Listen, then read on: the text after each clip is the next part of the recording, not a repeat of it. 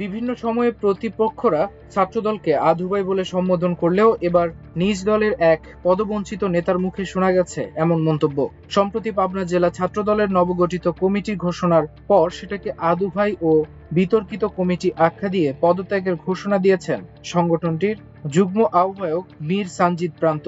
10 সদস্য বিশিষ্ট এই কমিটিতে তিনি দ্বিতীয় যুগ্ম আহ্বায়ক হিসেবে মনোনীত হয়েছিলেন। বিষয়টি সামাজিক যোগাযোগ মাধ্যমে মুহূর্তেই ভাইরাল হয়। গত শনিবার রাতে কেন্দ্রীয় ছাত্রদল জেলা, থানা, বিভাগীয় পর্যায়ের পূর্বের কমিটি বিলুপ্ত করে নতুন কমিটির অনুমোদন দেয়।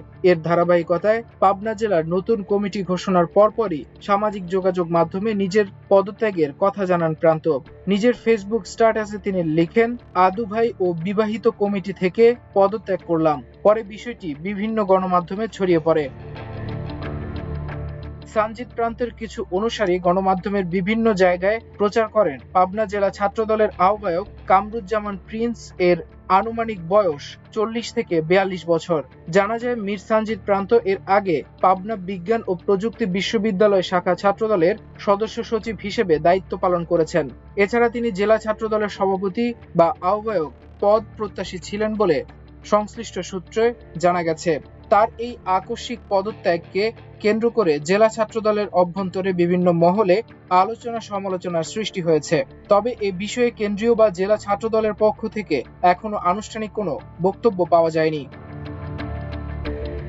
এদিকে নোয়াখালী জেলার বিভিন্ন শাখায় নবঘোষিত কমিটিকে কেন্দ্র করে সড়কে আগুন জ্বালিয়ে অবরোধ করে বিক্ষোভ করেছেন পদবঞ্চিতরা। ছাত্রদলের কেন্দ্রীয় কমিটির সাধারণ সম্পাদক নাসির উদ্দিন নাসিরের বিরুদ্ধে পকেট কমিটি গঠনের অভিযোগ এনে তার নিজ জেলা নোয়াখালীতে বিক্ষোভ করেন নেতাকর্মীরা। দ্রুত এসব কমিটি বিলুপ্ত করা না হলে আগামীতে হরতাল সহ কঠোর কর্মসূচি দেওয়ার হুঁশিয়ারি দিয়েছেন তারা। পরে এক সংবাদ সম্মেলন করে 10 জন ছাত্রদল নেতা পদত্যাগের ঘোষণা দেন।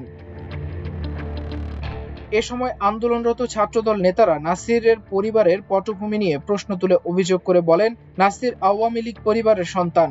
তার বাবা আওয়ামী লীগের ওয়ার্ড মেম্বার। তিনি এখন আওয়ামী লীগের লোক দিয়ে আমাদের প্রাণের দল ছাত্রদলকে ধ্বংস করতে চাচ্ছেন। আমরা আমাদের নেতা তারেক রহমানের হস্তক্ষেপ কামনা করছি। আমাদের রাজনৈতিক ব্যাকগ্রাউন্ড দেখে এ পকেট কমিটি বিলুপ্ত করার দাবি জানাচ্ছি।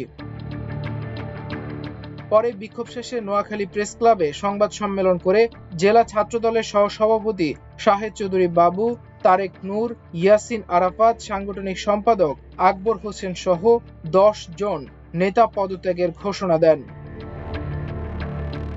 মাল্টিমিডিয়া ডেস্ক, আমার দেশ।